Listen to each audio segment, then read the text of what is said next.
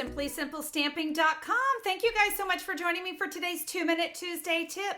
We're talking organization right now, and I want to share with you a fun tip on how to organize and sort your embossing folders. So I've created these little pockets for my embossing folder, and this is a 6 1/4 by 11-inch piece of cardstock.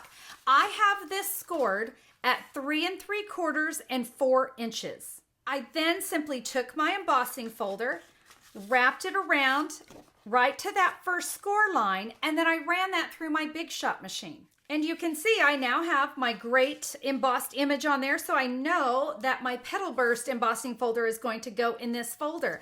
I then came along with just some small address labels, and I put, you can see, there's my Petal Burst, so let me take Petal Burst off.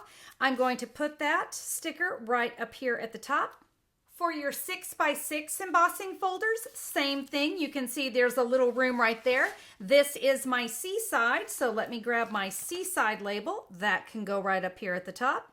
And how about the dynamic texture embossing folders? Guys, I scored at exactly the same, 3 3/4 by 4.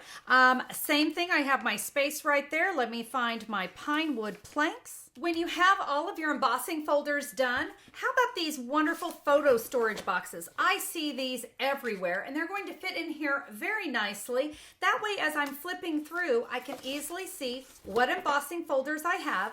I can pull it out. I can see the texture nice and clear. I've also got the name as well, guys. I'm actually very excited to go in there and get all of my embossing folders all set and organized as I enter the new year. Guys, I hope that you found today's tip helpful. Be sure to check me out next Tuesday. I'll have another 2-Minute Tuesday tip for you then. See you then, guys. Have a good one. Bye-bye.